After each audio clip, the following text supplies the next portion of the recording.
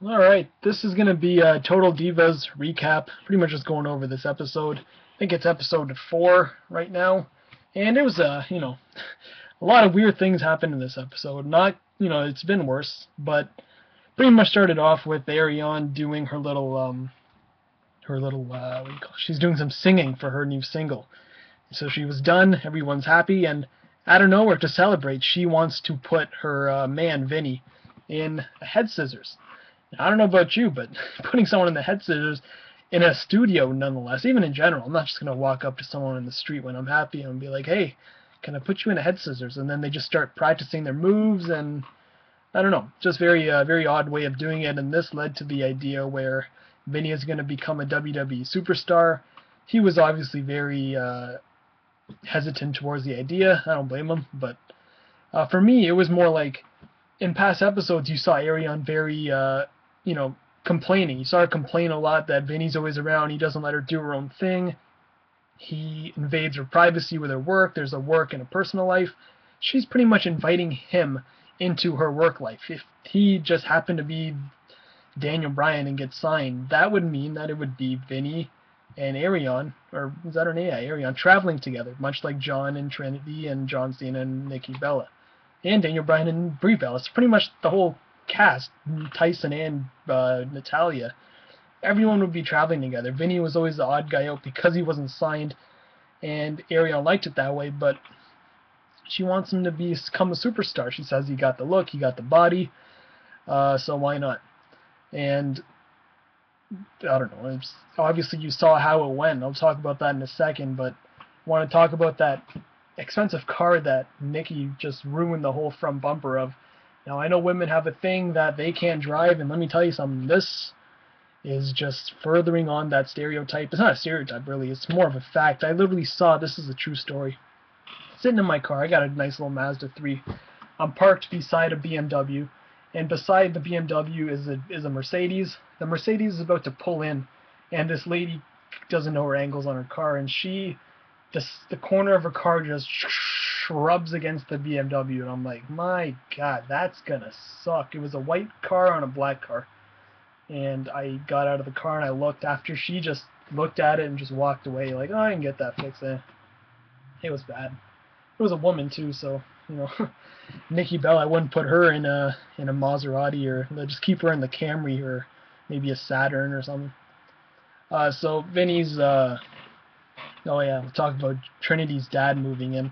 It was funny because I've had this experience before too, where you're just sitting there and the father of the said girl walks in and she's lying on you, and it's like, geez, get your head out of my head. Just push her right off, like, get off me, get off me. You're just sitting there like back straight, hands on your lap. There's no interaction when the dad's around, and that's a universal thing, I guess. But his reaction was just priceless. Like, just what he said. He's like, "Oh, get you off me."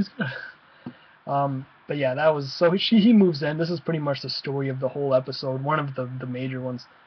And you saw Vinny train with Bill DeMont, and he pushed him. You saw 4 minutes in just getting in the ring, he did a stretching, and he's already doing rolls, and his cardio isn't that good, and that is said throughout the whole entire episode. He couldn't keep up, and being embarrassed, he did what all men do when they're embarrassed, they cry.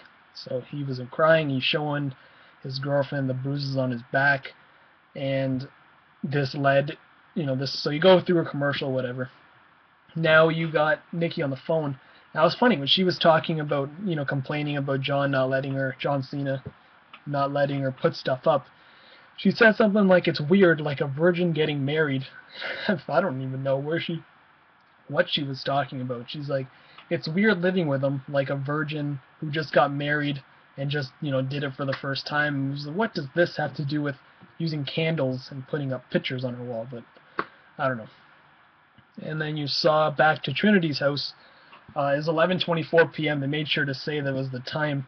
And you had her dad make a double-decker sandwich, 4 pieces of bread. It was like that big. And guys got an appetite. I know I've been, I'll admit, a couple years ago I used to bring big old medium pizzas home, large pizzas, and just eat them to myself at 4 in the morning, 3 in the morning. But hey, I won't get a sandwich. It's pushing it. And then I feel bad for him. I'm sure the toilet got clogged that night too. So Vinny had his round 2. Bill told him to come back. He was hitting the ropes, taking bumps, and couldn't handle it again. So he started crying again, and I guess that was the end of Vinny's WWE career.